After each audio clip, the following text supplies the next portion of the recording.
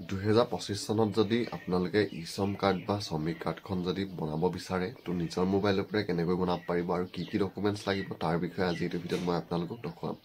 তো বন্ধু বান্ধৱীসকল, ইছম কাৰ্ডখন বনাবলৈ হ'লে প্ৰথম আপোনালোকে নিজৰ মোবাইলতে ব্ৰাউজাৰ এটা খুলি ল'ব আৰু ব্ৰাউজাৰটো খুলি তাত চাৰ্চ কৰিব ইছম কাৰ্ড। তো ইছম কাৰ্ড বুলি চাৰ্চ কৰাৰ লগে লগে আপোনালোকৰ সন্মুখত এনেদৰে আহি যাব হোম ইছম। তো আপোনালোকে ইয়াত যোনটো প্ৰথম হোম ইছম বুলি এটা ৱেবছাইট আহিছে, আপোনালোকে ইয়াত ক্লিক কৰিব আৰু ইয়াত ক্লিক কৰাৰ লগে লগে পিছৰ পেজটো আপোনালোকৰ সন্মুখত এনেদৰে আহি যাব। তো ইয়াত আপোনালোকে গো টু মেইন পেজৰ যোনটো অপশ্যন আছে আপোনালোকে ইয়াত ক্লিক কৰিব আৰু গো টু মেইন পেজত ক্লিক কৰাৰ লগে লগে পিছৰ পেজটো আপোনালোকৰ সন্মুখত এনেদৰে আহি যাব। আৰু প্ৰথম ইছম কাৰ্ডখন এপ্লাই কৰিবলৈ হ'লে ইয়াত আপোনালোকে এটা অপশ্যন পাব ৰেজিষ্টাৰ অন ইছম। তো ইয়াত যোনটো ৰেজিষ্টাৰ অন ইছমৰ অপশ্যন আছে আপোনালোকে ইয়াত ক্লিক কৰিব আৰু ইয়াত ক্লিক কৰাৰ লগে লগে পিছৰ পেজটো আপোনালোকৰ সন্মুখত এনেদৰে আহি যাব। তো ইয়াত আপোনালোকে চেল্ফ ৰেজিষ্ট্ৰেশ্যন বা আপোনালোকৰ যদি CSC আছে CSC যোগেদিও আপোনালোকে ৰেজিষ্ট্ৰেশ্যন কৰিব পাৰিব। যিহেতু মই নিজেই কৰি আছোঁ মোবাইলৰ পৰা, সেইকাৰণে মই ইয়াত চেল্ফ ৰেজিষ্ট্ৰেশ্যনত ক্লিক কৰিম আৰু চেল্ফ ৰেজিষ্ট্ৰেশ্যনত ক্লিক কৰাৰ লগে লগে এণ্টাৰ মোবাইল নাম্বাৰত আপোনাৰ যোনটো আধাৰ কাৰ্ডৰ লিংক মোবাইল নাম্বাৰ আছে সেই মোবাইল নাম্বাৰটো ইয়াত দিব লাগিব আৰু মোবাইল নাম্বাৰটো ইয়াত যোনটো কেপচা দেখিছে সেই কেপচাটো দিব আৰু কেপচাটো দি ইয়াত তলত দুটা অপশ্যন আছে, are you active member of employ provide EPFO। যদি হয় আপোনালোকে য়েছ দিব আৰু যদি নহয় আপোনালোকে ন' দিব।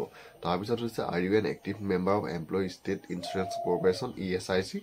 যদি আপোনালোকে হয় ইয়াত য়েছ দিব আৰু যদি নহয় ন' দিব। মোৰ যিহেতু এই দুটা নহয় সেইকাৰণে মই ন' দি চেন OTP যোনটো অপশ্যন আছে চেন OTP ক্লিক কৰিম আৰু চেন OTP ক্লিক কৰাৰ লগে লগে পিছৰ পেজটো আপোনালোকৰ সন্মুখত এনেদৰে আহিব। ইয়াত আপোনালোকৰ আধাৰ লিংক মোবাইল নাম্বাৰটোত এটা OTP যাব আৰু সেই OTPটো দি কেপচাৰটো দি আপোনালোকে ছাবমিটত ক্লিক কৰিব আৰু ছাবমিটত ক্লিক কৰাৰ লগে লগে পিছৰ পেজটো আপোনালোকৰ সন্মুখত এনেদৰে আহিব। ইয়াত আধাৰ নাম্বাৰত আপোনাৰ যোনটো 12 ডিজিট আধাৰ কাৰ্ডৰ নাম্বাৰ হয় সেই নাম্বাৰটো দিব আৰু নাম্বাৰটো দি আপোনালোকে KYCটো কেনেকৈ কৰিব বিচাৰিছে। যদি আপোনালোকৰ ওচৰত ফিংগাৰপ্ৰিণ্টৰ ডিভাইচ আছে তেতিয়া আপোনালোকে ফিংগাৰপ্ৰিণ্টটো চিলেক্ট কৰিব আৰু যদি আপোনালোকৰ ফিংগাৰপ্ৰিণ্টৰ ডিভাইচ নাই তেতিয়া ইয়াত যোনটো OTPৰ অপশ্যন আছে OTPত ক্লিক কৰিব আৰু OTPত ক্লিক কৰি ইয়াত যোনটো কেপচাৰ আছে সেই কেপচাৰটো দি ইয়াত টিকটো আপোনালোকে ক্লিক কৰি দিব আৰু তলত যোনটো ছাবমিটৰ অপশ্যন আছে আপোনালোকে ছাবমিটত ক্লিক কৰিব আৰু ছাবমিটত ক্লিক কৰাৰ লগে লগে পিছৰ পেজটো আপোনালোকৰ সন্মুখত এনেদৰে আহিব।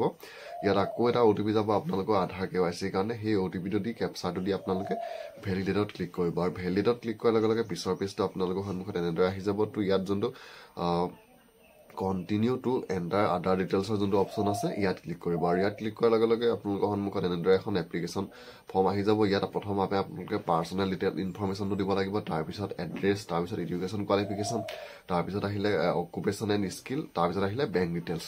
তো এইকেইটা ডিটেইলছ আপোনালোকে ইয়াত দিব লাগিব। তো মই প্ৰথম পাৰ্চনেল ডিটেইলছত নাম্বাৰটো মোৰ দি লৈছোঁ মোবাইল নাম্বাৰ, তাৰপৰা মেৰিটেল ষ্টেটাছটো দিছোঁ, তাৰপিছত ফাদাৰ্ছ নেম, তাৰপিছত মাদাৰ্ছ নেম, তাৰপিছত ছ'চিয়েল কেটেগৰীটো কি হয়, তাৰপৰা ব্লাড গ্ৰুপটো যদি জানে দিব আৰু এইটো নিদিলেও হয় অপশ্যনেল যিহেতু। তাৰপিছত এইখিনি দি হোৱাৰ পিছত আপোনালোকে তললৈ যাব। তললৈ গ'লে আপোনালোকৰ সুধিছে নমিনি ডিটেইলছত আপুনি নমিনি কাক দিব বিচাৰে, নমিনি নামটো দিব, ডেট অফ বাৰ্থটো দিব, জেণ্ডাৰটো দিব, তাৰপৰা ৰিলেশ্যনশ্বিপ উইথ এপ্লিকেণ্টৰ লগত আপোনাৰ কি হয় সেইটো দিব, তাৰপিছত নমিনি এড্ৰেছটো দিব, তাৰপিছত যোনটো ছেভ এণ্ড কণ্টিনিউ অপশ্যন আছে তাত ক্লিক কৰিব আৰু ছেভ এণ্ড কণ্টিনিউত ক্লিক কৰাৰ লগে লগে পিছৰ পেজটো আপোনালোকৰ সন্মুখত এনেদৰে আহি যাব।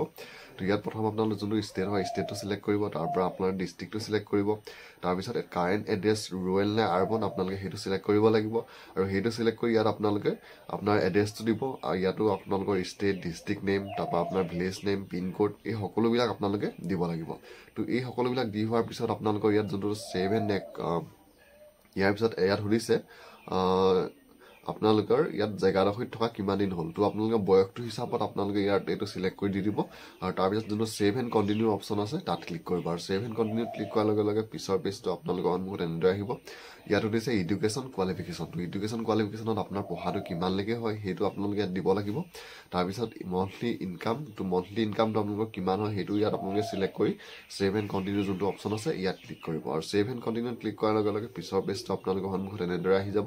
তো ইয়াত সুধিছে প্ৰাইমেৰী অকুপেশ্যনটো, আপোনাৰ অকুপেশ্যনটো কি হয়। যিহেতু এখন আপোনালোকৰ ইছম কাৰ্ডখন এখন লেবাৰ কাৰ্ড, ইয়াত আপোনালোকৰ অকুপেশ্যনটো দিব লাগিব। তো আপোনালোকে কি কাম কৰে সেইটো ইয়াত দিব লাগিব। তো মই ইয়াত দিছোঁ কাল্টিভেটৰ ইন ক্ৰপ, যিহেতু ইয়াত মই খেতি বাতিহে কৰোঁ সেইকাৰণে মই ইয়াত কাল্টিভেটৰ দিছোঁ আৰু যদি আপোনালোকে বেলেগ কিবা কাম কৰে আপোনালোকে তেতিয়া ইয়াত চিলেক্ট কৰি বেলেগো দিব পাৰে।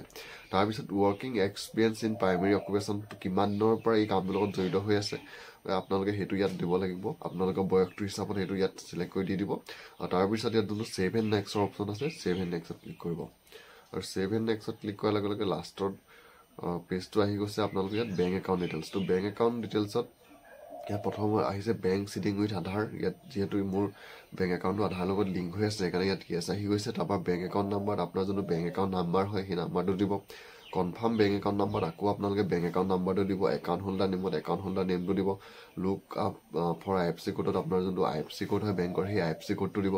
তাৰপিছত IFSC কোডটো দি হোৱাৰ পিছত আপোনালোকে ইয়াত ছাইটত যেতিয়া ক্লিক কৰিব তেতিয়া আপোনাৰ বেংকৰ যোনটো নেম ইয়াত চাৰ্চত যেতিয়া ক্লিক কৰিব বেংকৰ নেম আৰু বেংকৰ ব্ৰাঞ্চ আপোনালোকৰ ইয়াত অট'মেটিক আহি যায়। তো মই চাৰ্চত ক্লিক কৰাৰ লগে লগে মোৰ কোনটো বেংকত একাউণ্ট আছে সেইটো ইয়াত আহি গৈছে। তাৰপৰা ব্ৰাঞ্চৰ নেমটো আহি গৈছে।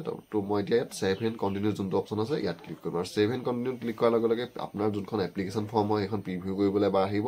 তো ইয়াত যদি কিবা ভুল আছে আপোনালোকে তলত এডিটত গৈ আপোনালোকে এতিয়া শুদ্ধ কৰি ল'ব পাৰিব। মোৰ যিহেতু এপ্লিকেশ্যন ফৰ্মখন ঠিকেই আছে, মই যোনজন মানুহৰ পৰাইছিলোঁ, সেইকাৰণে মই ইয়াত আকৌ ছাবমিটত ক্লিক কৰিম তলত। ছাবমিটত ক্লিক কৰাৰ লগে লগে আপোনালোকৰ সন্মুখত এনেদৰে আহিব। আপোনাৰ যোনটো ইছম কাৰ্ড হয় সেই কাৰ্ডটো এনেদৰে ইয়াত জেনেৰেট হৈ যাব। তো ইয়াত আপোনালোকে ডাউনলোড ইভেণ্ট কাৰ্ডৰ যোনটো অপশ্যন আছে ইয়াত গৈ আপোনালোকে আপোনাৰ যোনটো ইছম কাৰ্ড হয় সেই ইছম কাৰ্ডটো ডাউনলোড কৰি ল'ব পাৰিব। তো বন্ধু বান্ধৱীসকল, আপোনালোকেও এনেদৰে অতি সহজে নিজৰ মোবাইলৰ পৰাই আপোনাৰ যোনটো ইছম কাৰ্ড হয় সেই ইছম কাৰ্ডটো বনাব পাৰিব।